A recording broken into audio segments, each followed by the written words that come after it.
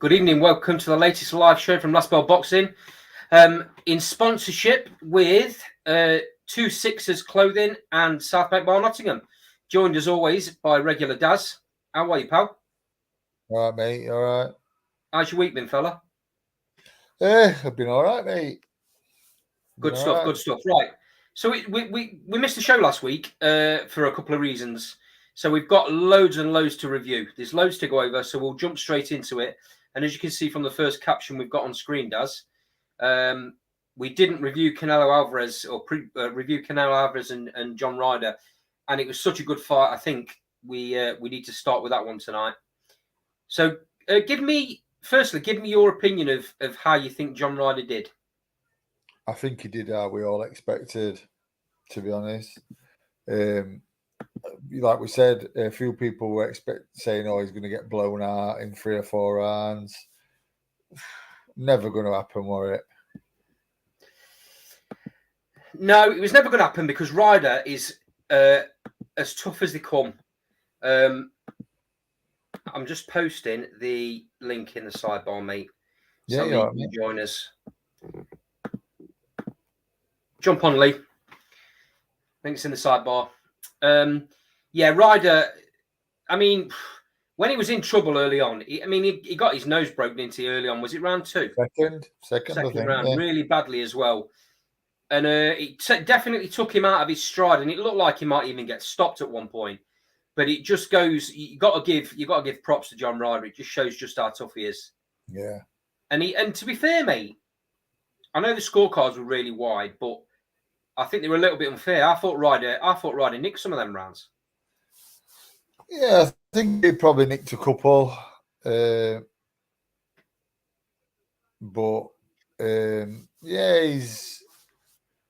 was just he did how we thought he'd do, didn't he? That's exactly what we thought would happen. We thought he'd he'd do well. He'd put up a good fight. So Lee Brown in the sidebars put Canelo showed signs he's on the slide a bit, in my opinion. Unable to jump on the live. He's unable to jump on the live just at the minute, but hopefully we'll do a little bit later on. I'm not convinced that Canelo's on the slide. He may be slowing down a little bit, but I actually think for once somebody's tried to really give it Canelo, and no one's done that for a long while. I mean, me and you spoke about this, Daz, and I think we were both of the same opinion that Billy Joe Saunders gave Canelo lots to think about and lots of trouble in the first few rounds of them fights. Yeah, definitely. Amir Khan did as well, to be fair. It were, I don't know, he just always seems to pull it out, doesn't he? He always seems to do what he needs to do. It's a sign of a real master, isn't it, mate? Yeah, of course. I mean, not that he was in any real trouble, Canelo. Not that he was in any real trouble, but he always finds a way. And I know people say he starts slowly. I think that's his design. He does that purposely because he's looking at patterns, isn't he? He's looking at the way fighters come out of shots, so he can land his own. Yeah, he's a clever fighter. Very, very clever. Yeah, very clever. Very clever. And as a just to let everyone know that's watching the show at the minute, we've got quite a lot on tonight. Quite a lot to go through. We're going to go through the Chantelle Cameron, Katie Taylor card in a second. We're going to talk about Devin Haney against Vasily Lomachenko, and then any other business. There's quite a bit that's come out in the boxing world in the last week or two. And we just want to jump on a few of them. Some of them quite surprising as well. One of them is going to involve potentially Canelo and his next opponent, which may or may not happen because of some news that's come out. But we'll go on to that in a minute. Cole, just before we move on, do you want to give us your breakdown of how you think John Ryder performed? Well, one thing I've got to say is that he's got balls, hasn't he? He hung in there. Let's be honest, he kind of got busted up a little bit, didn't he? But props to John Ryder. It was never going to beat Canelo, but I think he really deserved to hear the final bell. So props to John Ryder. I agree with some of the comments on his side. It is about levels. I do believe that a younger Canelo would have got John Ryder out of there, with all due respect. But it's interesting now to see what happens next with Canelo. Obviously, WBC have come out and made a statement that they've made regarding Russian fighters. Yeah, that's one of the topics I was going to come on to in a little bit. But if you want to talk about it now, we can.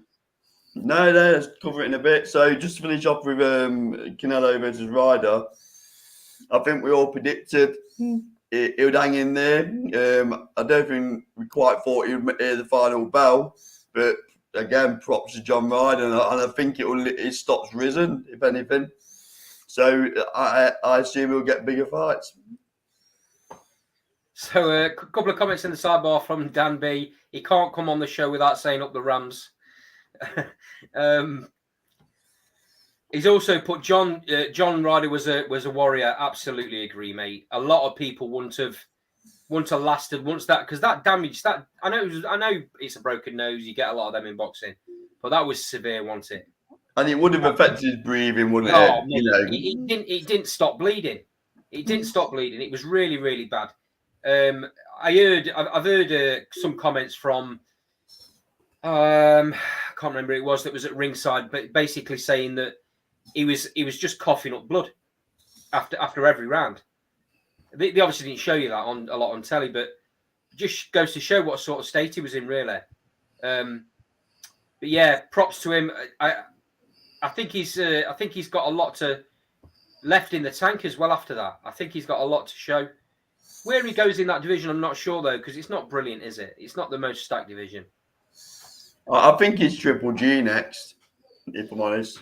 It's probably where the money is. Daz, what's your opinion on him taking that fight against Triple G? I'll have a rest first. You think he should get something a bit easier? Yeah, maybe so. Yeah, but have a rest. Have a rest as well. It's probably easy to say that he's made that's the biggest purse of his career, isn't it? Against why not Benavidez? It's a good shot. Yeah. Caleb Plant.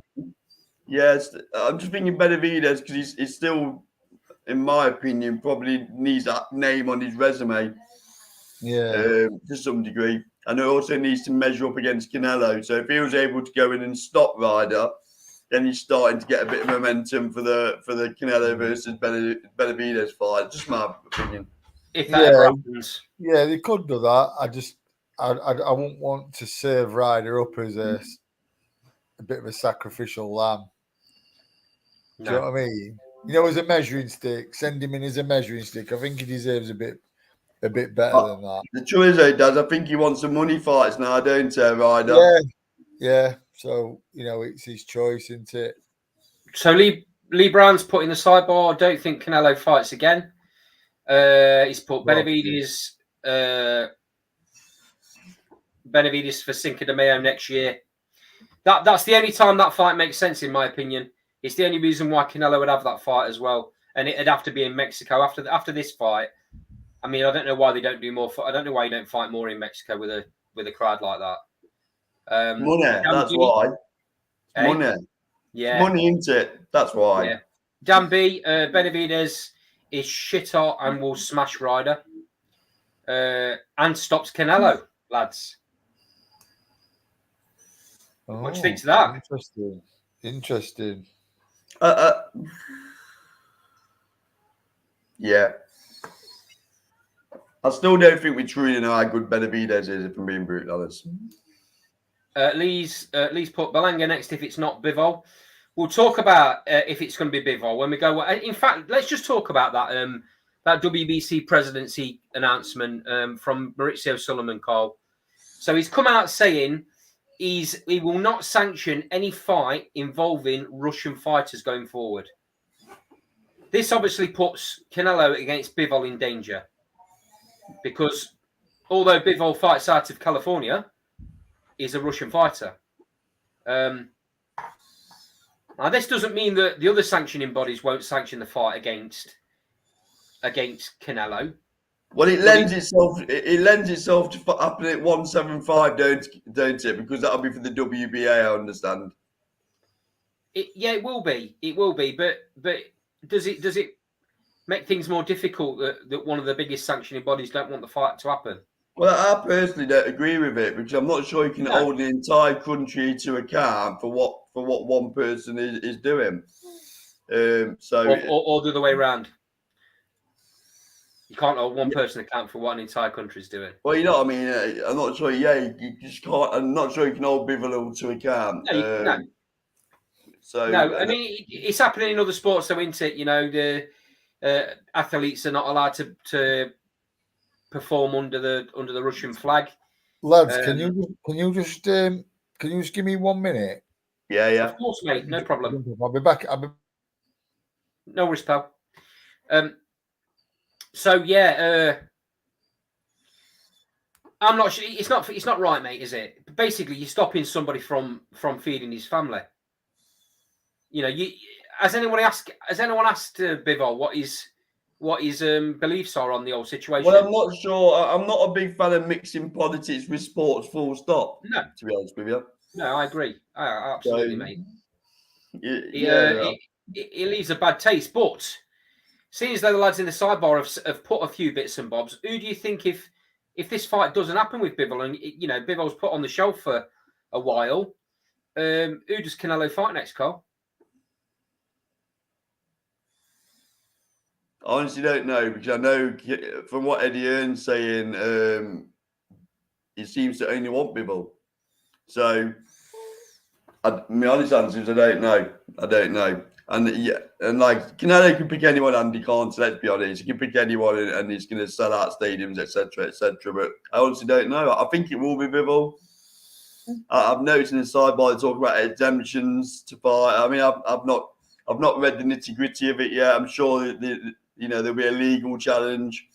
Yeah. So Joe in the sidebars put he thinks Bivol can apply for an exemption to fight for the WBC. It seems a bit of an odd time for Maurizio Sulaiman to be coming out with this. Why did he not do it a year ago when the conflict first started and everyone was in uproar? Why now? Seems a bit of an odd time to come out with it. If you ask me. He's also put he thinks the Bivol fight happens.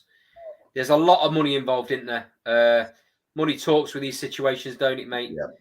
Yeah. I guess time's going to tell. Right. So moving swiftly. Yeah. Just one other point, Andy. The irony is that obviously till recently, Conor Benn, was still able to fight in certain jurisdictions, etc., but the WBC banned Bivol. There's some irony in there somewhere. And it's also ironic that it's the WBC that are cleared Ben to fight in other areas. Yeah. Yeah, very odd, mate, isn't it? Okay. Moving swiftly on. We're going to preview the Chantelle Cameron, Katie Taylor card. Really interesting, this, mate. Have you seen any of the build-up? Little bits of it. What I would like to say is props to Eddie Hearn. I think it's a great card. And we often go in on him when the card's weak. Yeah. This looks on paper a very strong card, almost from start to finish. Totally agree, mate. I think you look at any of the fights, we'll go through them in a second. I think they're all really, really exciting fights. Most of them 50-50. You can probably pick fighters, but they're not going to be easy walkovers like you see on a lot of cards these days. Obviously, a lot of Irish fighters. Katie Taylor come out when it was a chance to speak today. She came out and said how it's not just about her, it's about Irish boxing. Katie Taylor's been a professional for like 13 years. 11 years, and she's not had a professional fight in Ireland in all that time. So it's a real big deal for her, this. And we'll come on to how we think that fight goes very shortly. Lee, just to let you know, we're going to be reviewing Haney v Lomachenko shortly. We'll talk about that and pick up your comment on that one when we do. So straight onto the undercard, mate. Before the bell, there's a couple of fights on. This one's going to be a bit of a shootout. They've had quite a bit to say about each other in the presser today, and that's Thomas Carty against Jay McFarlane. This is an heavyweight 8-rounder. Thomas Carty sat at 5-0. Jay McFarlane, obviously, is a Scottish fighter. Thomas Carty is Irish. So obviously a big rivalry there already. They don't seem to like. Isn't it for some Celtic version of a heavyweight title? Yeah, it's a Celtic. It's a Celtic heavyweight belt. I imagine this is going to be a real barnstormer, mate. Jay McFarlane's had quite a lot of fights, and he says for the first time in his career, he's actually started to take his training and stuff seriously. You know, he's not going out and he's not going out drinking a couple of hours before fights like he has done in the past. So, Daz, started the Chantelle Cameron, Katie Taylor undercard review, mate. Thomas Carty against Jay McFarlane heavyweight fight is going to be on before the bell. Before I come to Carl, I'll get your opinion on this fight. It's for Celtic heavyweight belt, 8-rounder. Jay's been around a long while. Thomas Carty's been spoken about in fairly high terms already, and he's only 5-0. Firstly, how do you think this fight pans out? I think Thomas Carty wins. Jay's a very talented kid, though. Just doesn't apply himself. I was just saying to Carl before he come back on, he actually said in the presser today, he started taking boxing seriously. Yeah, I mean, he needs to, because he's a very talented kid. I mean, one of my old heavyweights fought him in Ultimate Boxer, and he surprised me with how naturally talented he is. But I think he's lived a colourful life as well, by all accounts. Still is doing, apparently. Yeah. He feels the need to play the clown a little bit in previous fights rather than, I don't know, knuckle down and just get on with it. Yeah, he's a talented lad. I mean, I don't think he's a natural heavyweight either, is he? No. I think he's a. Did he win the Celtic Cruiserweight title or Scottish Cruiserweight title or something? But yeah, he's a talented kid. Carl, quickly then, what's your opinion on this one?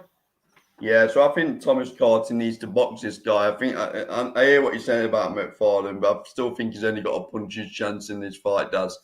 So, I just don't want to. I think Thomas could just outbox him, and I think he'll stop him late. Also, one before the bell. One for you to review for us, Daz. Maisie Rose Courtney is in a third pro fight against Kate Radomska. Yeah. Irish fighter Kate Radomska, who last time out lost a points decision to Gemma Rueg. Firstly, what do you think to the matchup on this, and how do you see it going? I mean, Maisie really should win on points, probably. This is she's stepping up to 6-rounders, by the way, for this fight. Yeah. I mean, Kate.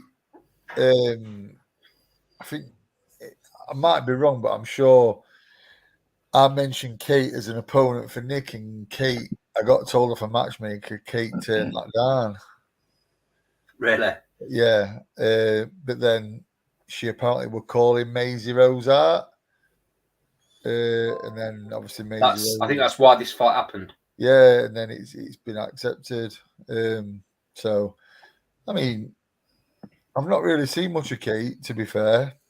It was just a name that I mentioned. And obviously, if she'd have accepted a fight with Nick, I'd have watched her a lot more. But I think okay. This is obviously at flyweight as well. So Yeah. if Kate's fighting around flyweight, there's no way she's going to step up to super flyer. That I wouldn't have thought to fight Nick anyway. Maybe that's one of the reasons she turned the fight down. Yeah, could be. Yeah, could be. Just picking a comment up in the sidebar. This is from Joe. It's not an opinion of the show, by the way. This is opinion of Joe in the sidebar. Jay McFarlane is a Poundland Dave Allen. Bit harsh, mate, but you're welcome to your opinion as always. I think Joe might be on one again tonight. Okay, swiftly moving on to the first fight of the main card. Kevin Aguiarco is back after a hand operation, which has obviously put a bit of a halt to his progression. He was flying, wasn't he, at one point? He got the hand injury and it's kind of scuppered his progression. So he's back out again in a 10-rounder against Grant Dennis. Very experienced fighter with Grant Dennis, who, by all accounts, these two have spent quite a bit of time sparring each other. So there's quite a bit of needle in this. They seem friendly, but there's needle.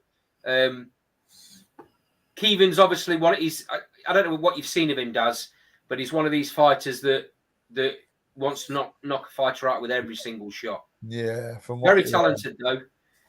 And Grant Dennis says he's not coming to make numbers up. So I've got a feeling this is for as long as it lasts. I think this is going to be a real. Yeah, it's going to be a good fight, mate. Real war. It's going to be a good fight. Carl, you've seen Kevin in the flesh, haven't you? I think he was on the the Connolly Wood card, if I'm not mistaken. No, it was on the card when Lee got cancelled. Oh, right, yes. When Lee pulled out because of the injury of that card in Nottingham. What's your opinion of him, Carl? He's currently sat at 12-0. Yeah, it's 12-0 into middleweight. But this Grant Dennis is lost to Derek Aswazer, who, with all due respect, he's not putting up any trees. He's got beat to Danny Dignam in the past as well. So, if Aguiarco is all about going up any levels, he needs to be beating this guy. Obviously, they've sparred each other a lot. So Grant Dennis thinks he's got some inside knowledge on this guy, but I think Dennis is going to get blown away in this fight. So I think he'll be early as well. So I'm going for Dennis to get stopped round 4. I think it's about levels. Kevin Aguiarco, obviously being an Irish kid, you're going to think he's going to want to put a bit of a show on for the crowd. By all accounts, they've had to change the venue for the weigh-in tomorrow. The venue for the weigh-in only held something like 400, and something crazy like 5,000 people have applied to get into the weigh-in, which is absolutely balmy, isn't it? Let's be honest, Eddie Hearn's done a great job promoting this show, hasn't he? To get Conor McGregor involved is an absolute masterstroke. It is a masterstroke because of the pull that Conor's got across the world and the amount of followers he's got. This is going to do gigantic numbers into it on his own. And to be fair to Conor McGregor, he's backed Katie Taylor from the start. So, I don't think it's even a PR stunt. I think he genuinely wants to support her. Yeah, absolutely. And also, mate, it's an historic night for Irish boxing. There's not been any major promoter promote a show in Ireland since that terrible shooting that happened on that weigh-in that day. Probably for good reason that it hasn't happened, but it is happening now. So let's fingers crossed. Don't want to put any bad luck on the show. Fingers crossed everything goes off without any problems, because there's some real talent in Ireland. A lot of it on this card as well, and I'd love to see loads more shows over there because the boxing fans are real passionate, aren't they? Okay, moving swiftly on to what is going to be another war. This card, I mean, Joe, I think, is it Joe that's put, he thinks the card's okay? No, Lee. Was it Lee? I think it's fantastic. And this is another fight that that could be a real war. Dennis Hogan against JJ Metcalf for the IBO Super Welterweight title. JJ Metcalf is never ever a boring fight. This is a proper crossroads fight. This is. Yeah. Because I'm not sure where the loser goes. Well, Dennis Hogan's been fighting out in Australia. Yeah. Irish Kidbit has been fighting out in Australia. Did he go in against your mate Tim Tszyu, the legend? Yeah. Lost against Tim Tszyu, didn't he? I think that's a very winnable fight for JJ. But he's a real tough character, JJ Metcalf. Hogan only loses to decent fighters. Tim Tszyu, I'll say that quickly. But then Jamal Charlo and Munguia. Yeah. So there's no shame there, is there? No. This is what I mean about it being a real tough fight. He's got a lot of experience. They both have. Very close. They've both done it the hard way, haven't they? They both suffered losses and took the long road back to. I know it's the IBO, but it's still a title shot. Because if you think JJ Metcalf got beat to Kieran Conway and Ted Cheeseman as well. That Ted Cheeseman fight was a brilliant fight. Well, he's obviously regrouped though, hasn't he? At the Rotunda, great, obviously training camps here, and it is obviously peaking, I'd imagine. Yeah, Joe McNally's a great coach in Ted, and Declan O'Rourke as well. They're doing brilliant things over there with JJ, with Liam Smith. They're doing really good stuff over at the Rotunda. We saw the setup in the way that they go about training the fighters when we went down there last year, Carl, and yeah, really, the Rotunda's a real historic place. It's got a bit of an aura about it. Until he got us kicked out for upsetting Adam Booth, but that's for another day. JJ he's so unassuming as a fighter. There, there's no airs and graces about him. He came in, he did his bit, and he went. He obviously banter with the boys, but there's nothing. He don't pretend to be anything. He's just who he is, which I love about him. And I think this is going to be a brilliant fight. Daz, how do you see it panning out? I fancy JJ winning, to be fair.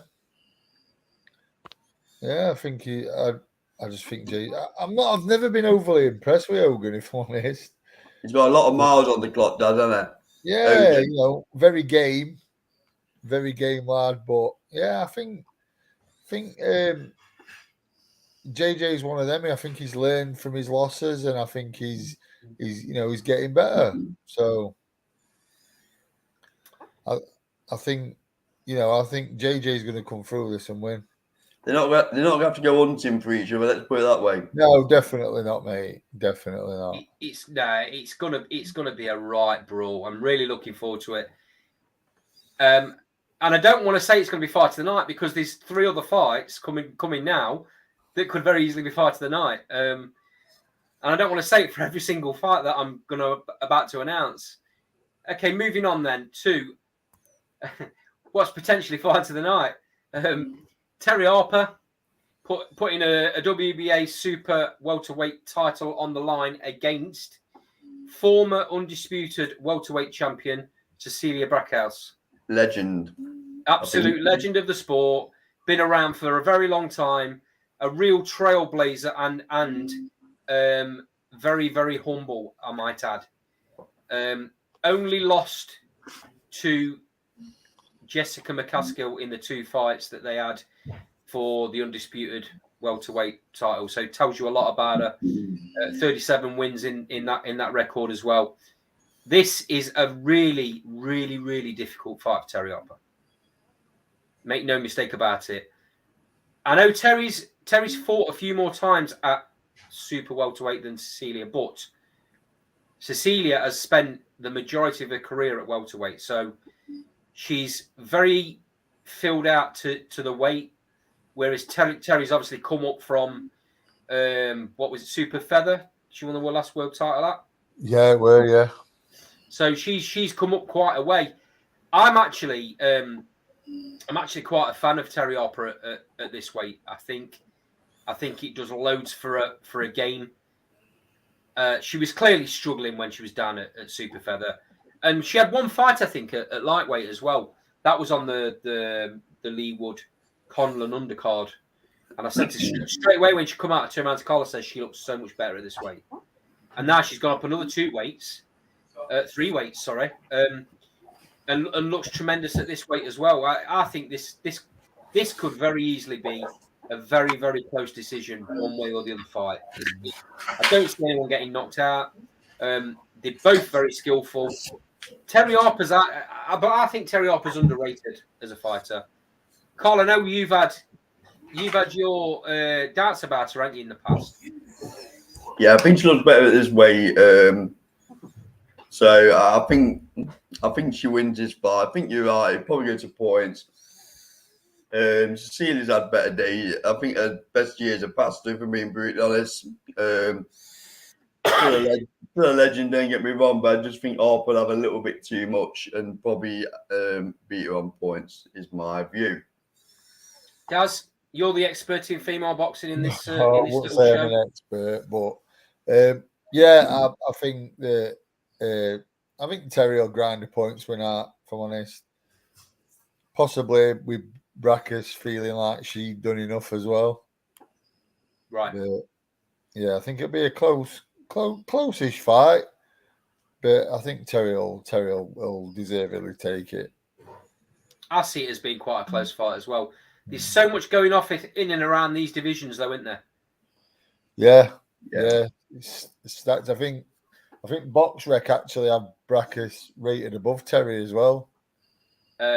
Yeah, they have. They've got Cecilia Brackus at number 2, Terry Harper at number 3. Yeah, Jonas is number 1, I believe. That's right. Obviously, everybody wants to see that Jonas against Terry Harper fight. It doesn't look like it's going to happen. It's a shame, but It is what it is. But there's lots of other fights for Terry Harper out there. There's obviously, it's looking like Sandy Ryan is going to be fighting Jessica McCaskill, potentially for all the straps at welter. Yeah. I think the IBF is currently vacant, so it depends on whether they agree. But yeah, and then you could see a massive fight with Terry Harper and the winner of that. Yeah. Or Cecilia. I'll just pick comment up on the side, Andy. Joe says Steffi Bull's that loud in the corner. They should just put him on commentary. Every shot Harper throws, he's at it. Not the only trainer to do that. No, he's not. He's not. I mean, I don't know if you remember the Terry Harper and Jonas fight. They were both at it. Joe Gallagher was at it as well in the other corner. And at one point, the ref stopped the fight, didn't he? It's all about trying to influence the judges, isn't it? Yeah. Steffi Bull knows. He's been around the game a long time. He knows what he's doing. Good coach, though. He's got some real talent at that gym as well, by the way. Okay. Excuse me. Swiftly moving on to another fight that could be fight of the night. It says I won't going to do it, but I am. Gary Cully in a 10-round lightweight fight against Jose Felix, who has mountains of experience. A bit of a banner as well, isn't it? This is a serious. Is he had 30 knockouts in 39 fights or something? I think so. Yeah, it light welter as well. I think. Yeah, this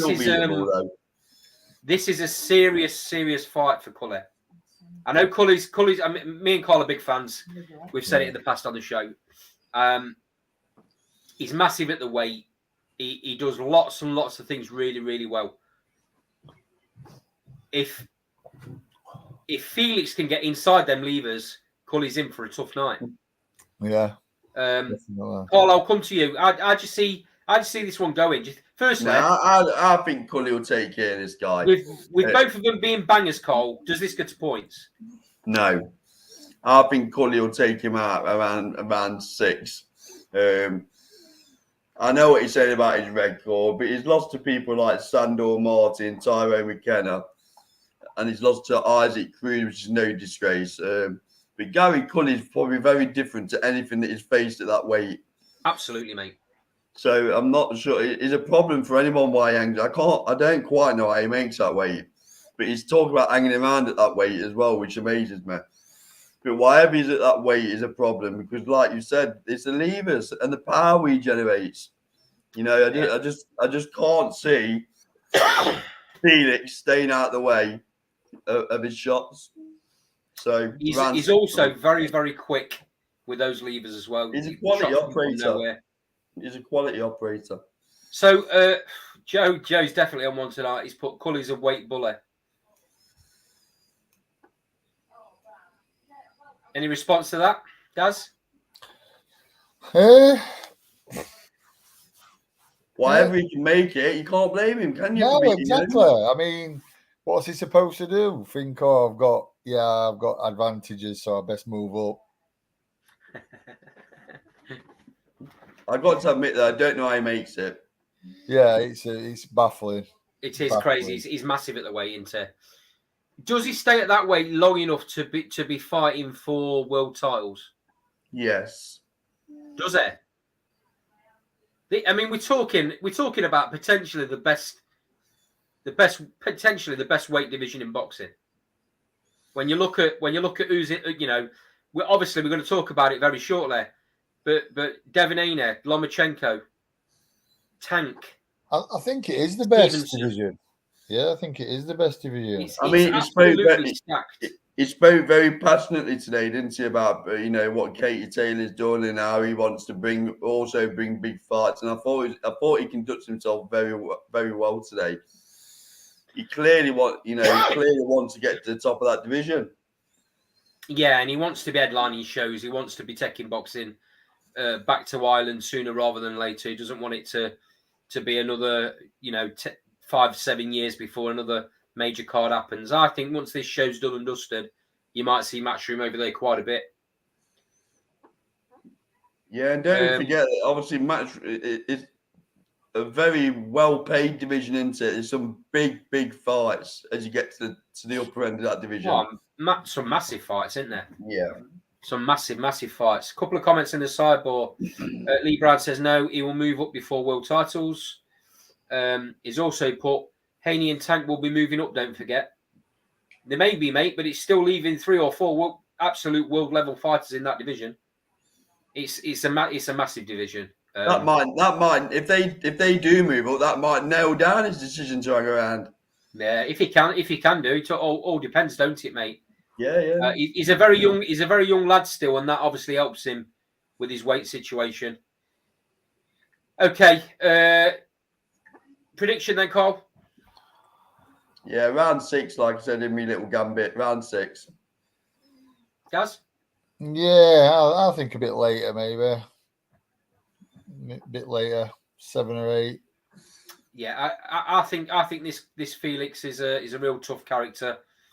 I think it's going to go quite a bit later. I'm going to say round 9.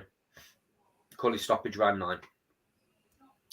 Okay, moving on to the headliner, which is, in my opinion, the biggest fight in female boxing potentially ever. It's an absolute outstanding fight. Props to both of these two for making this fight, because obviously it was meant to be Serrano, Katie Taylor. Serrano got that injury and pulled out, and within 3 days of her pulling out, this fight gets made. Tells you everything you need to know about Chantelle Cameron and Katie Taylor, that. And also embarrasses male boxing. These two are both. I like the build-up as well, because there's been no pantomime, villain, and good people. It's just been straightforward, mutual respect, and let's just do it in the ring. So Lee Brown's put, it isn't bigger than Serrano fight. Lee, it's so much bigger than the Serrano fight. You're talking about the first time you've had 2 undisputed champions going against each other. How can that not be bigger than the Serrano fight? I think it's going on. Lee might be going on Serrano's reputation and what global reach. And the only thing I disagree on maybe is globaler, maybe. Yeah. I'll give Lee that. Globally, you're right. Serrano's obviously got that massive Puerto Rican following in New York, and obviously Puerto Rico. But as an actual genuine fight, two fighters going at each other, this is the biggest fight in the world by a mile in the female boxing world. And Katie Taylor is giving all of the advantages here away, in my opinion. Yeah, she is. Yeah. But she's doing something that she thinks. Well, not that she needs to cement a legacy in any way, mate. She's already done that. But if she was to pull a win out here, that'd be unbelievable for a legacy. Apparently, I'm talking nonsense. Serrano was a much bigger fight, according to Lee. Don't agree with you, Lee. I'm sorry. Well, to be honest with you, using the terminology "much bigger," I don't agree with. But I just think that you're on a par. To be honest with you, it depends what market you're looking at. You know, Lee, what you say, global reach. You're probably right. And obviously, that first fight will go down in history as one of the best fights ever in boxing, regardless female or male. It was outstanding. But with what's on the line now, this is a bigger fight, in my opinion. Chantelle Cameron's going to go on. If she does what I think she's going to do in this fight, she's going to go on to be an absolute world superstar. Well, this is a breakout fight, really, and isn't it? Let's be honest. I mean, and that's a crazy thing to say. That's a crazy thing to say, Carl, when she's undisputed. But it is, though, isn't it? From a global perspective. You're right. She's not as globally known as Serrano. She's not as globally known as Katie Taylor. But I tell you now, she will be after this fight. Win, lose, or draw, mate. The amount of eyes that are going to be on this show. And also from an earning potential, it's a breakout fight as well for Chantelle Cameron, because if she beats Katie Taylor, all of a sudden her profile will go boom, and the purses will grow and everything like that. So I do think to some degree it's a breakout fight. So Joe in the sidebar. I'm not a fan of Katie Taylor. As good as she is, she's had some gifts and she's dirty with her head. I hope Cameron knocks her out. Wow. Big statement that. Dirty, I'm not sure about that, mate. I'm not quite agreeing with you on that one, I'm afraid. Daz, give us your breakdown of how you think the fight goes. I think that Katie's gonna try and force it, and I think Chantelle's got to use her size, but more importantly, her skill as well. Not. I mean, I'm seeing a lot of people saying that she should take it to Katie, but I'm not really sure that's a great idea. That's the only way Katie Taylor can win for me. Yeah, I mean, it makes it. I mean, listen, if Chantelle tries to use her boxing ability and her size and every tool she's got, and Katie drags her in, then fair play to Katie. Fair play to Katie. Great game plan, but I can't see that Jamie Moore's going to have studied Katie Taylor and he's going to think that that's a good idea. I mean, you can gain somebody's respect and make them think we are allowing them to hit you, to be fair. Just use what you've got. She's a very skillful, and I mean, all the Chantelle punches a lot harder than what people think as well. So Katie's not exactly shy at getting it either. You know what? I just hope that it's not a bad decision. I mean, if it's a close fight, and you say, well, look, it could have gone either way, then fair enough. I just hope that Chantelle don't perform, probably win by 3 or 4, and you get something silly like a draw, or do you know what I mean? Something daft like that. I just hope that a decision isn't what we're talking about after this fight. A bad decision. I hope that we're saying what a fight that was. Whether it's what a great fight it was, what a masterclass from Chantelle Cameron, what a great masterclass from Katie Taylor, dragging her into a fight. I do think Chantelle's going to win, personally. I think probably Chantelle's going to probably. I mean, saying that, Katie were wobbling a little bit v Serrano. That's when you know it's a great fight, Daz. Because I'm like, I've changed my mind a few times. I'll be honest. I mean, Katie. I think Katie got hurt against Serrano. Oh, she was nearly stopped. And Serrano, she's a banger, but so is Chantelle at a bigger weight. So could we see Katie Taylor stopped in later rounds? Joe, sorry, Daz. Joe in the sidebar says, you watch Andy, she leads with her head. Going back to Taylor. He goes on to say, Taylor's going to want to put a show on, and I'm hoping Cameron catches her clean and steals the show.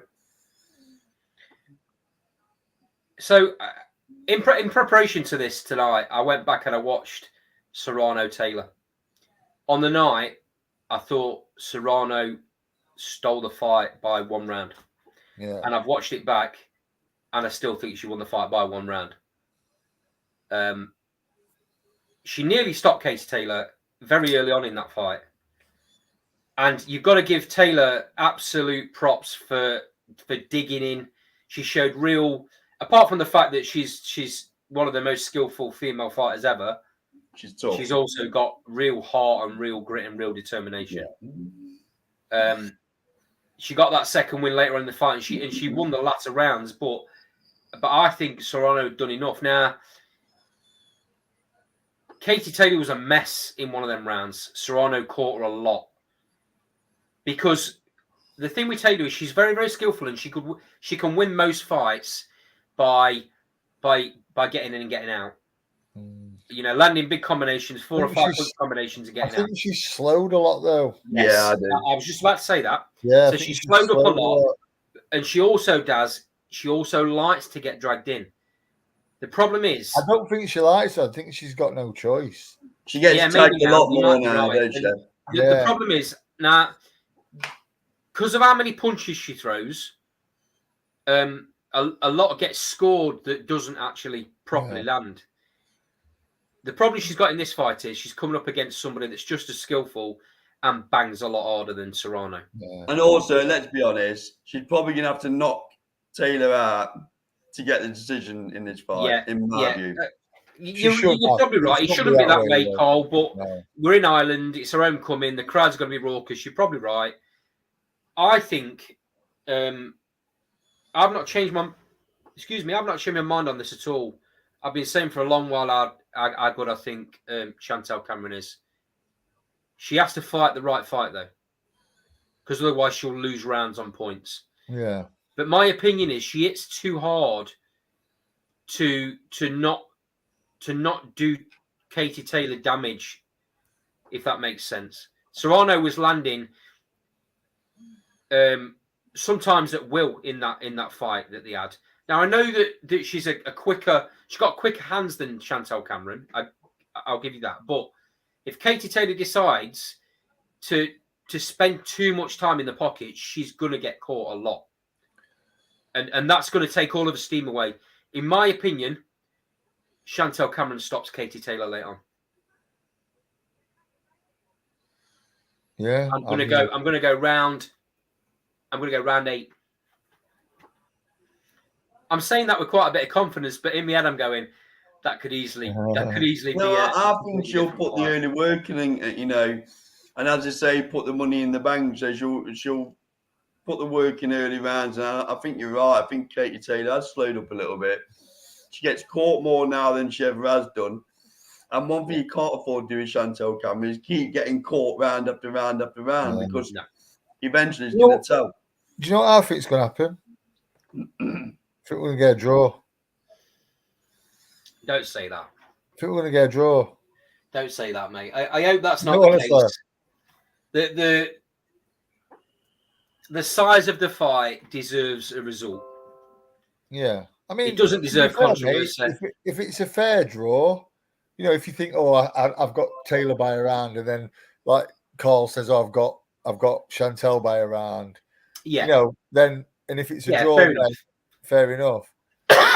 You know, and I think that might be the case. I think opinion might be, might be split, and it may go to a draw. Can you imagine though, Dad? Every time Taylor lands and the crowd erupts, and we all know how that affects judges. Yeah, I mean, she's got it all on, hasn't she, Chantelle? Don't for 1 second think that I'm disrespecting Katie Taylor by giving you the opinion I've given, because I'm not. You know, she could easily win this fight if she went about it the right way. But in my opinion, Chantelle Cameron is going to prove to everybody just how good she is. Yeah, I know a lot of people, even though she's undisputed at super lightweight, I know a lot of people are still a little bit undecided about how good she is. Well, one thing we are going to know is how much Katie Taylor's got left in the tank. Yes, yeah. And there's a rematch clause built in as well, guys. So of course there is. Yeah. So standard, isn't it? Standard. Yeah. So standard obviously rematch room. So there's likely to be a second fight. I guess who wins the fight will determine where that fight happens. I'm thinking. If Katie Taylor wins it and they get a rematch, it'll be at Croke Park. I'm absolutely sure. But I think Jamie Moore will come up with a bit of a masterclass here on how to deal with Katie Taylor. And after what happened to Jack Catterall, I'm sure he'll do everything in his power that this don't go to points. Yeah. I think Chantelle's got to try and walk, let her walk onto something, And that'll happen, Daz. Like you've said, Katie Taylor isn't as elusive as she used to be. No. And she does spend a lot more time in the pocket because her legs don't allow her to get out of it anymore. Yeah. And because she stands in a pocket, she has to trade. If she does win, if Katie does win and she wins fairly, she pulls it out and she does the business, I'd like to see her retire. I don't think she will, though, mate. No, but I think the carrot of the Serrano rematch and what that brings is too much. Well, and I do think she wants to fight at Croke Park as well. I was going to say, I think Matchroom, this is only the beginning for their Irish adventure, isn't it, Matchroom? And I think to see Katie Taylor spearheading that, spearheading that approach to Ireland. I've said for a couple of fights now, I'd like to see Katie Taylor retire, and that's no slight again. I just I don't want her to be the fighter that goes one fight too many, two fights too many, three fights too many. Yeah. I mean, if she loses to Chantelle Cameron, that's no disgrace, by the way. In this fight, if she loses to Chantelle Cameron moving up, that's no disgrace. No. But my concern then would be she goes back down to lightweight, takes on Serrano at lightweight, and if she lost that, then that tarnishes her legacy a little bit. Then there'll be another one because it'll be 1-1, won't it? Yeah. So I kind of I'm of the same opinion as you, does it? At times, I think it all depends on how she looks in this fight. She's got nothing to prove, has she? Yeah, of course not. To nobody. Yeah, to nobody. I mean, the only person she's fighting for now is herself. Pure legacy, massive, gigantic fights, and she's still talking about encouraging the next generation. Yeah. There's not a selfish bone in her body, I don't think, mate. She's a great ambassador, isn't she? Yeah, absolutely, mate. Absolutely. And that can never, ever get taken away from her. Okay, so again, we'll do a quick round robin. I'm saying Chantelle Cameron stops Katie Taylor round 8. Daz?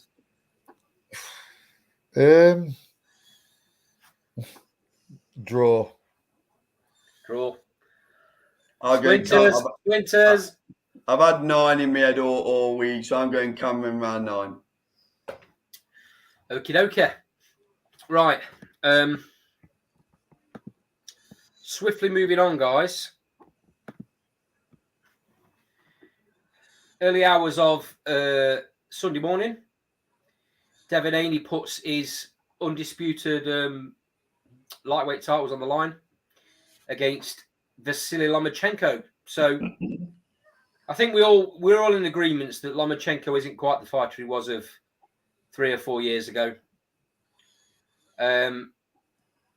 Might be a little bit cliche to say in some regards, but the war that's going on at the minute has got to have taken his eye off the ball. It's got to have potentially even changed him as a man. He's going to have seen a lot because he's been there for a long time, on the front line a lot of the time as well,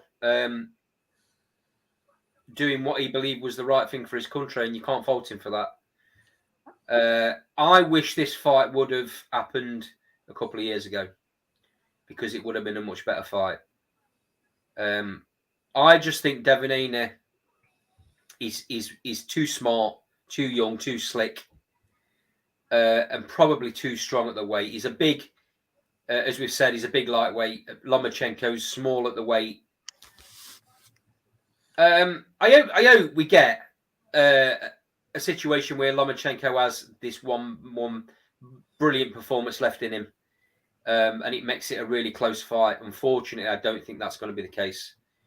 And I'm a real big fan of Lomachenko. I have been for years. He's, he pound for pound, potentially the best fighter of the last 10 years.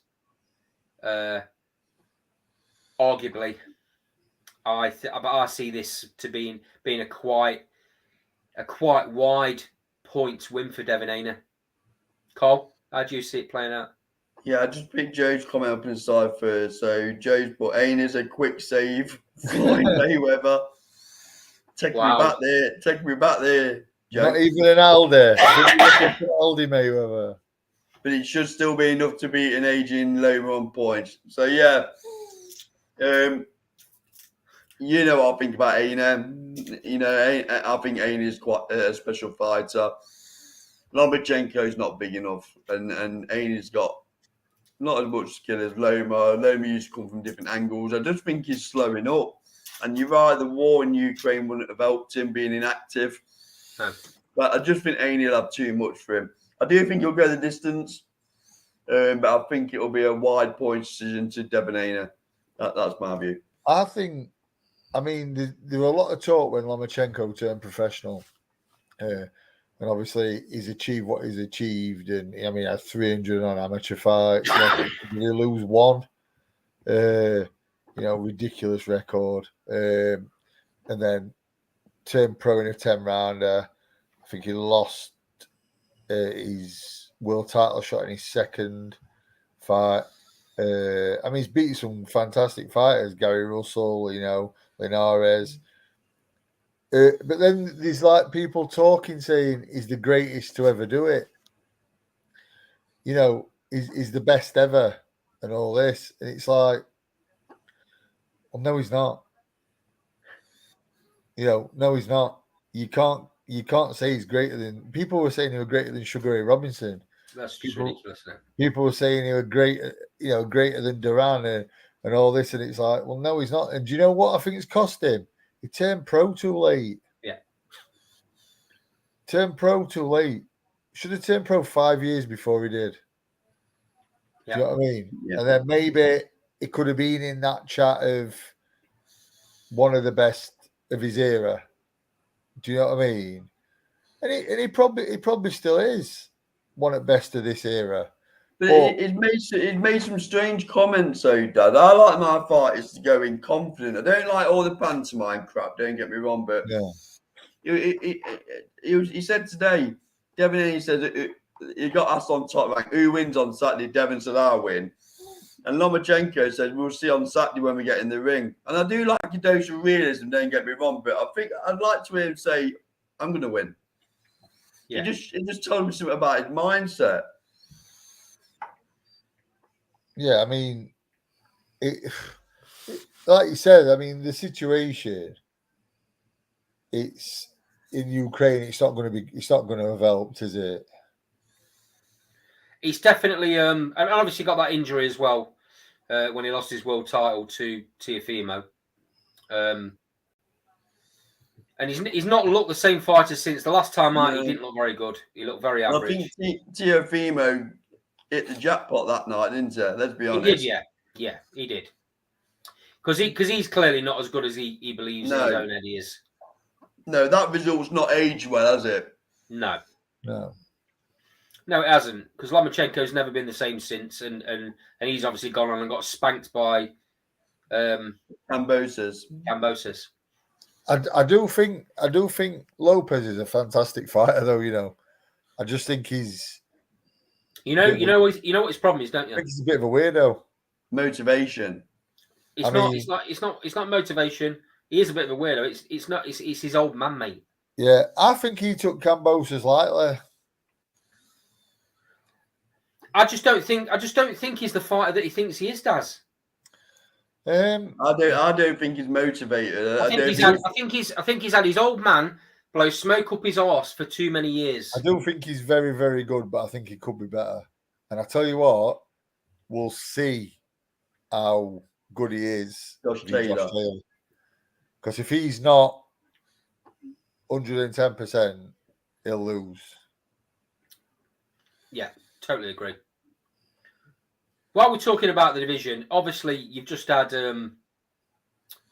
Tank Davis do what he did to Ryan Garcia. Is it likely you're going to see Tank Davis fight the winner of these two? I hope so. If the money's right, yeah. I mean, surely now everyone's saying Tank's likely to move up, Haney's likely to move up. Surely they've got to get that fight. That fight's got to happen at this weight. And then you've also got Stevenson sat in the aisles waiting. Does he get a shot at one of these two before they move up as well? I mean, this could give American boxing a real shot in the arm, couldn't it? It should. It should, mate.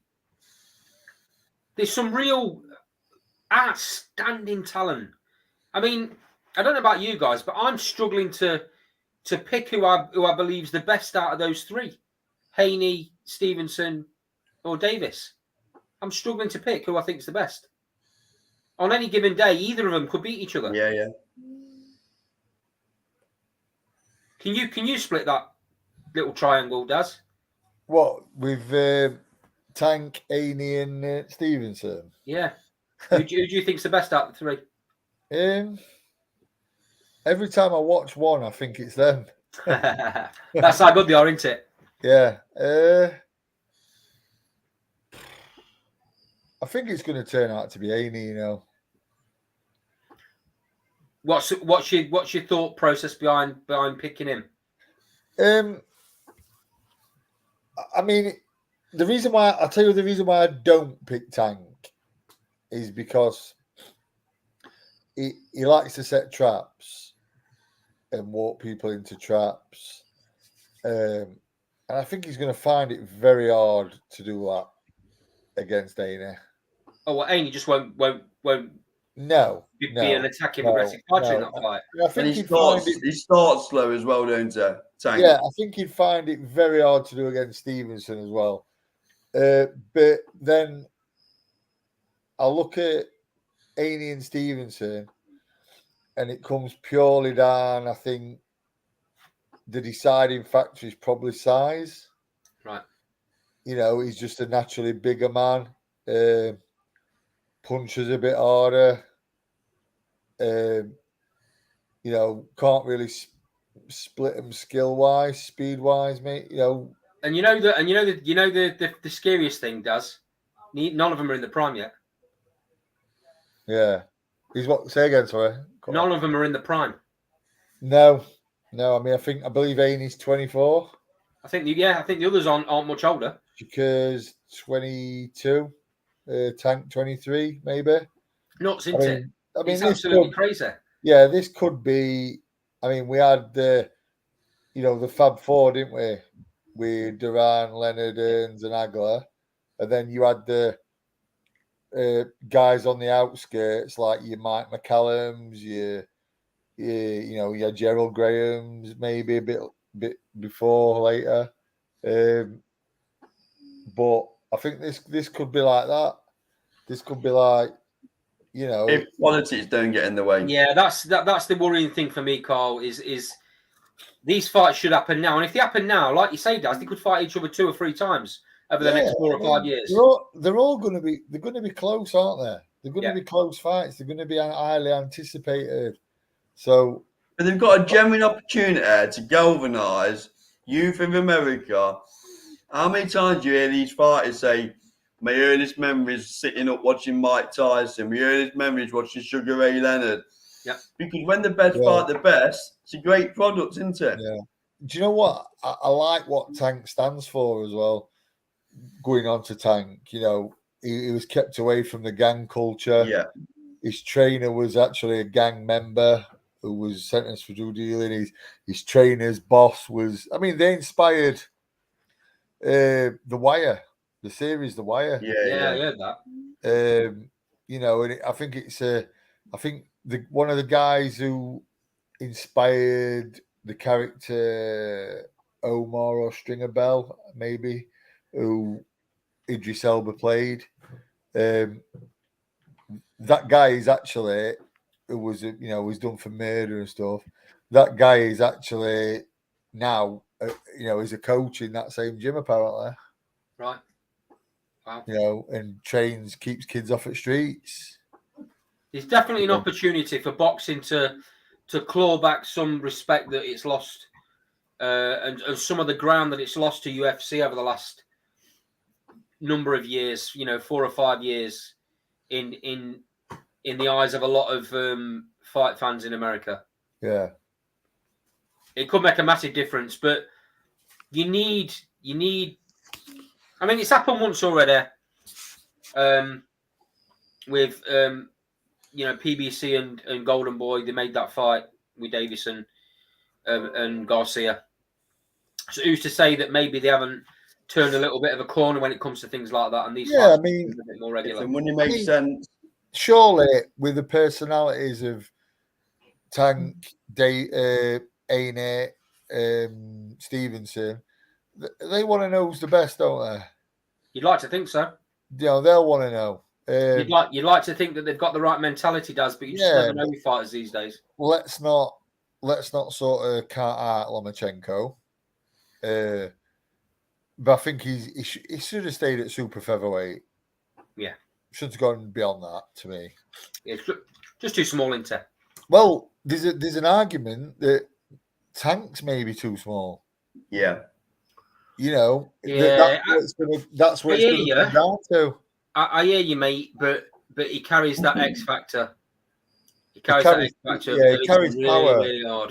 He carries power, but I always look at a fight between two absolute monstrous punchers, Julian Jackson v. Gerald McClellan, and they were both probably two of the hardest hitters that's ever lived, especially Jackson. And what won McClellan and fights was skill. Yeah. You know what I mean? Jackson was looking for the bomb. Yeah, yeah. And that made McClellan aware of the bomb. Do you know what I mean? A boxer always beats a puncher. Is what? 9 times out of 10. A boxer will always beat a puncher 9 times out of 10. Yeah, I mean, and the lucky thing for that, I know it's a bit off topic, but the lucky thing for that was McClellan was also a fearsome hitter. So not only could he box, he was a fearsome hitter, and that's what won him. You know, if he'd have stood in front of Jackson and been totally reckless, he could have been KO'd. Yeah, yeah. Don't get me wrong, Jackson landed, but he took the sting out of him. Yeah, yeah. Do you know what I mean? And I think Haney will do that with Tank, and maybe Stevenson will do that with Tank. I think Tank's got a better chance of beating Stevenson than he has Haney. But that's not to say that I think he will.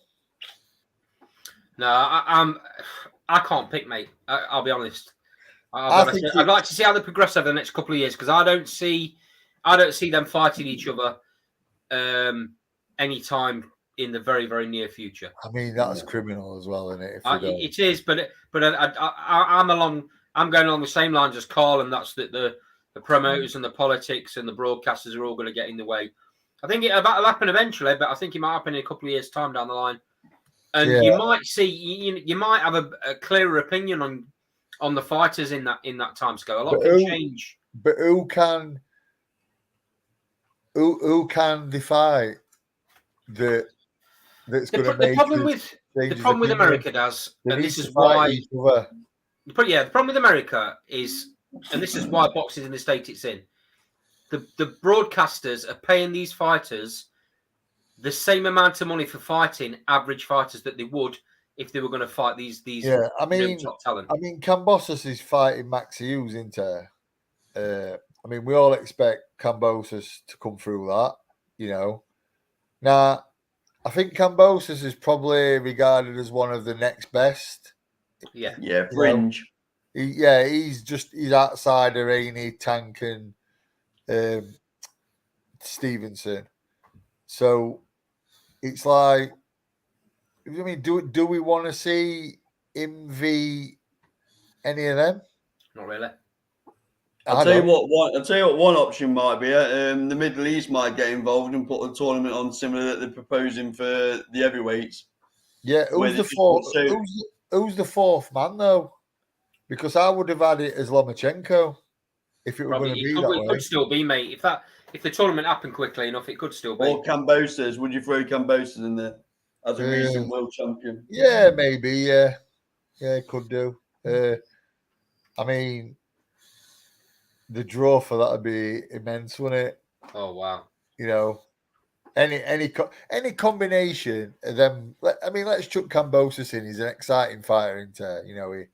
He comes to fight, but he's just not on their level. So I just don't think there's anyone that can fight them that's going to get us excited. That's going to not at the minute. Not at the minute. I mean, let's see if anybody comes up in the wings. You never know in boxing. There might be a gem that we don't know about yet. I do quite like Isaac Cruz. Yeah. Listen, Gary Cully could earn a shot. Yeah. Some point, You never know. You never know, mate. No, definitely not. So I guess it's going to be one of them. Let's just see how it pans out. Okay, last topic, lads. Boxing news in general. There's been a couple of stories broke in the last week or so, maybe, that I believe need a little bit of attention. First one, boxer have pulled Fraser Clark out of a fight with Fabio Wardley. Disgusting.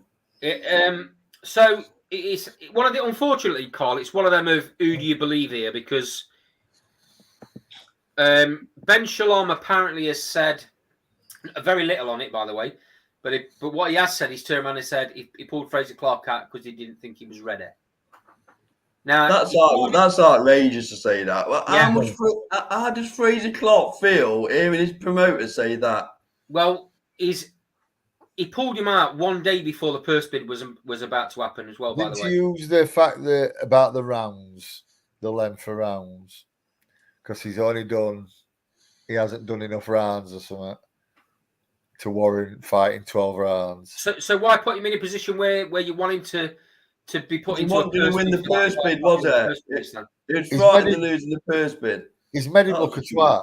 He's made Fraser look a twat, to be fair.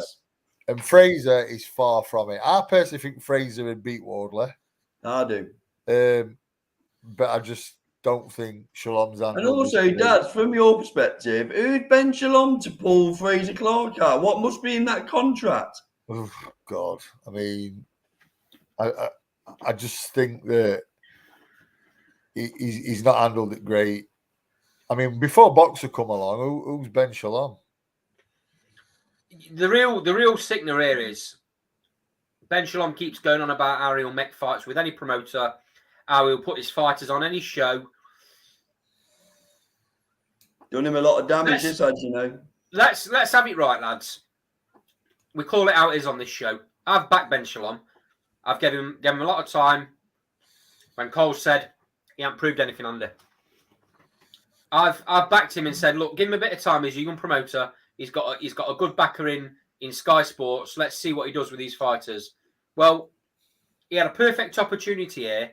Fraser Clark's got a wealth of experience, much more experience than Fabio Wardley. Of course he has. I mean, Fabio Wardley was a white collar fighter. Exactly. Yeah. Exactly. Fraser Clark were GB. And Fraser, exactly, for years. And Fraser Clark has come out in interviews leading up to the purse bid. He come out in interviews saying how much he wanted the fight. He was very confident in himself. And his promoters done him no favours by doing this. I mean, Fraser Clark's obviously been in camps with everybody. Probably been in camps with Fury, AJ, everybody. I think he's even been. Joyce. I think he's been in with Klitschko, if I remember rightly. It's absolutely balmy, mate. So and Fraser, and if we're calling it how it is, right? This only comes down to one thing, and that is that Boxer and Sky Sports did not want Fraser Clark fighting on DAZN. They're frightened of losing the purse bid, wasn't it? That's exactly what it is, mate. That's why they didn't let it go to a purse bid. They thought they were going to be able to bully the situation and get Fabio Wardley to go over and fight on Sky. Yeah. Well, they reckon the bid that they put through, because Fabio Wardley looked at it and it was, by all accounts, a lot less than what he's been earning up to date. So why would he, Well, you want them, would you? No, it's madness. You want, and so obviously, that probably gives you an there's indication. No guarantee, Cole. There's no guarantee that DAZN would have won the purse bid because they haven't been doing it. But that would have gave, obviously what they're willing to pay Wardley would have gave an indication of what they're willing to bid at purse, obviously. Yeah, potentially, yeah. And obviously they obviously wasn't confident, was there? I just think it's a massive own goal by Ben Shalom. If you're sat there as Fraser Clark, I don't really understand how the promoter's got that much influence. Because if you're Fraser Clark, you're saying to your promoter, I don't care what platform it's on, I want to fight for the British. Yeah. So, and also he hasn't got time to be hanging around, has he? It's going to be very interesting. It's going to be very interesting to see how that dynamic plays out now. And have they announced a fight? Haven't they announced one today against Mario Wack or whatever, yeah. A very small arena as well. Yeah. It makes no sense. Fraser Clark's not going to get up for that fight. He's been moaning already for his last few fights that the opponents are not good enough. Getting rounds. Yeah. Because he wasn't getting enough rounds. So, he's the fights can be scheduled for 8 or 10 rounds, but if he's fighting fighters that he's taking out in 2 or 3, what's the point? If Shalom, he's got confidence in Fraser. He thinks, right, I'll let him challenge for it on a DAZN show. But I know my man's going to win. So then he comes back on my shows as British champion. And the thing is, Daz, was talking about people like John Ryder when he let him go on to BET. So he really has done Shalom up like a kipper. Of course he has. Of course he has. Shalom's been talking about, I'm happy to work with other promoters. This is a massive goal. It's definitely not a good look, mate. And it must put strain on that relationship between Ben Shalom and Fraser Clark. Fraser Clark's got to be wondering now, well, so where do I go from here? Because you've taken away my opportunity at a British title shot. But now what? Yeah, definitely. And also, what makes me smile is bigger the purse, bigger his percentage. Yeah, of course it is. Okay, lads. I think we've done that to death. The last one I want to talk about, and this one came. I didn't even know about this. This one came as out of the blue to me. Daniel Dubois leaves Shane McGuigan and joins up. It's all very cloak and dagger. This one, isn't it? They're talking about a family rift, aren't there? That's what has been reported. There's been some family dispute somewhere. Caroline's decided to stay with McGuigan, and Daniel's gone. Allegedly. This all, by the way, is all around the time that on the 25th. The thing is, obviously, him in the legend, McGuigan, has been working on a game plan for Usyk, haven't they, as well? Well, the purse bid for the Usyk fight is on the 25th of this month. So we're talking 7 days away. Purse bid. Don Charles is an interesting one, isn't it? Strange, mate. I'm shaking my head and kind of not really understanding. Something's obviously gone off. Something's obviously gone off. We're probably never going to find out. Interestingly, I think Shane McGuigan has basically said to interviewers, "Don't ask me about Daniel Dubois." Yeah, because I've seen an interview with him, 2 interviews with him from the last 4 or 5 days. None of them asked him about Daniel Dubois. He was on Talk Sport today. They had, they do the thing at 12 o'clock with Spencer Oliver. They had Don Charles on. They were talking about him and Daniel Dubois and how they think it's going to play out with Usyk. 5 minutes later, they had Shane McGuigan on. No, and they didn't ask him about Daniel Dubois. Is it just me though? Is there always some sort of drama around McGuigan's? All time. I mean, the answer is yes. No, I'm not sure about that, mate. And if you're talking drama, I'm not convinced it's Shane McGuigan that causes it. Well, it's always there, though, isn't it? I mean, you've got that with Ellie Scott now. That's definitely nothing to do with Shane McGuigan. No, but you've got it's not. No, but you've got the Frampton issues. I mean, which probably nothing to do with Shane, maybe. But there's always something. Now, is it a case maybe? I mean, listen, Shane's a fantastic trainer. I think so. Is it maybe a case for his dad to take a step back and leave Shane to it? They come as a package, don't they? Yeah, I think you're always going to have a situation where Shane's got that much respect for his old man, which is going to, I mean, and that's never going to change. They're so closely knitted that's never going to happen. Barry's never going to take a step back. You see him at every single show. His passion is unbelievable. Of course he is. I mean, look, I'm not saying that it's the McGuigan's fault, whether it be Barry or Shane, but there always seems to be something. Do you know what I mean? There's always some little bit of something going off. Yeah, there's got to be something in that. There's got to be something in that, Daz.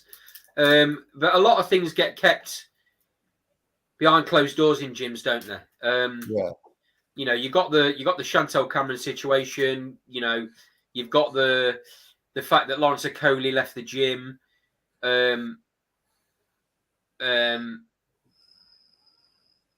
Taylor left the gym.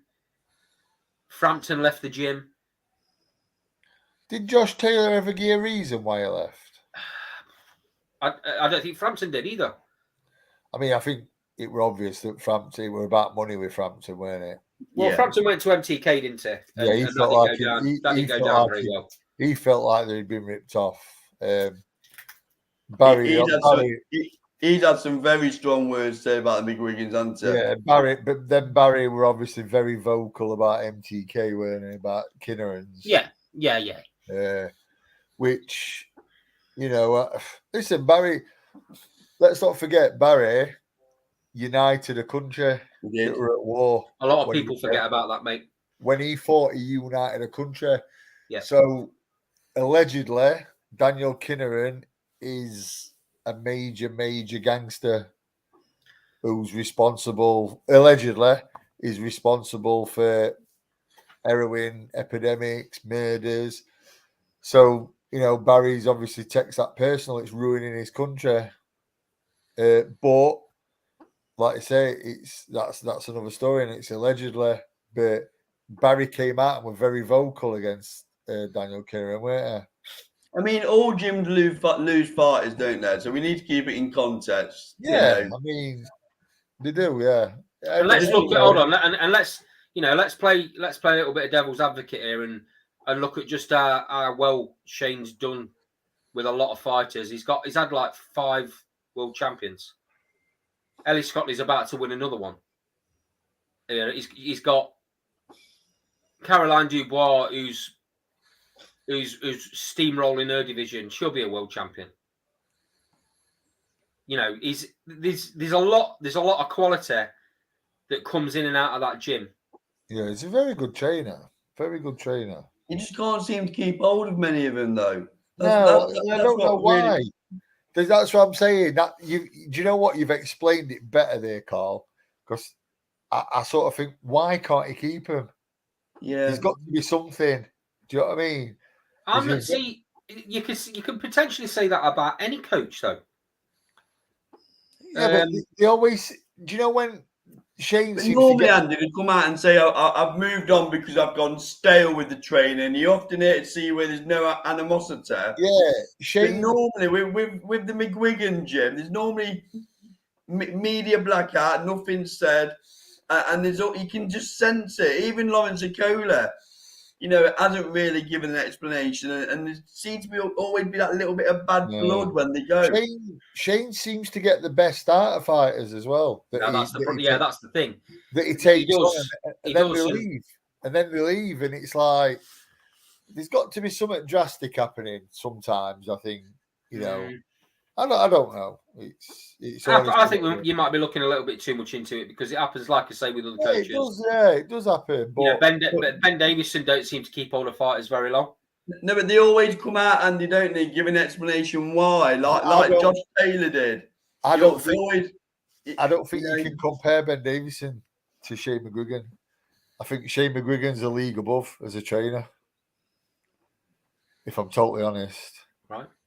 I'm just saying about the way the exit is very, normally a fight. Yeah, I get that. I just think that I find it strange when a fighter performs at the best under a trainer, and then they leave for whatever reason. Maybe it's not necessarily a bad thing that you're not hearing anything.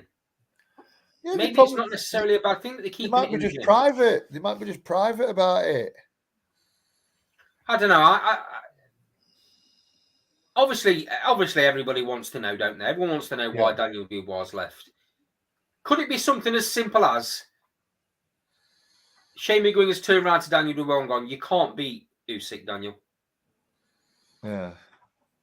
And Daniel's not taking it well.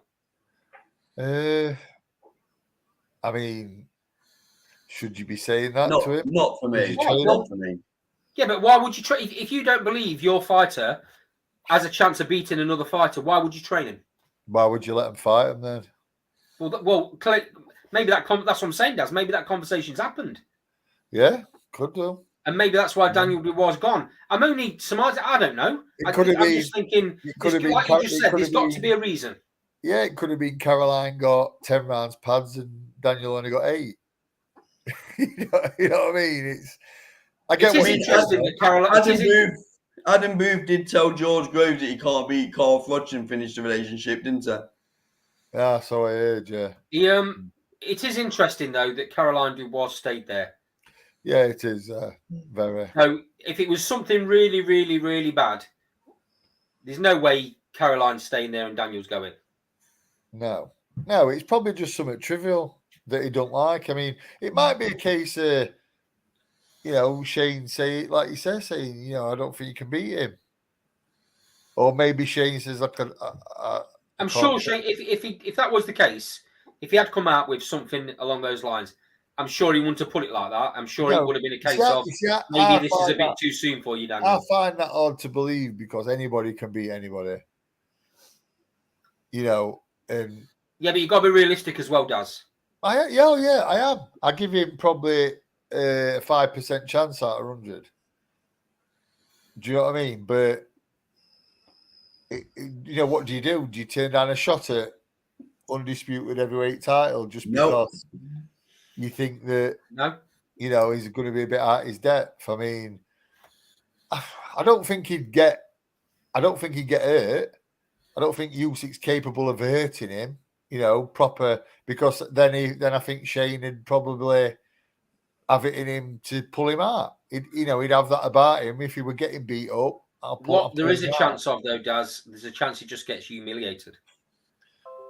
He won't be first, would he? No. I don't believe for 1 minute that's the reason. No, I can't see it, but I don't know. It probably isn't, guys. I'm just... I'm trying to come up with the reasons because it does seem it's really odd that interviews have been done with Shane and interviews have been on different channels, different platforms, different media outlets, and not one of them's asking the question. He'll come out in the wash. But, right, I'm gonna have to jump off, lads. Been a pleasure. and I shall see you next week. I'll speak to you both beforehand anyway. No worries. Absolutely, mate. All right, Catch mate. you soon. Cheers, lads. Thank you. Anything That's else you want to chat about, Carl, before we disappear? No, I think that's a perfect time to wrap it up. Obviously, we'll go live after the main event on Saturday night, as in Cameron Taylor Cameron. But no. Thank you for the comments in the sidebar. Thank you for all the guests who come on screen. Like, comment, subscribe. That's World Boxing here every Thursday at 7 p.m.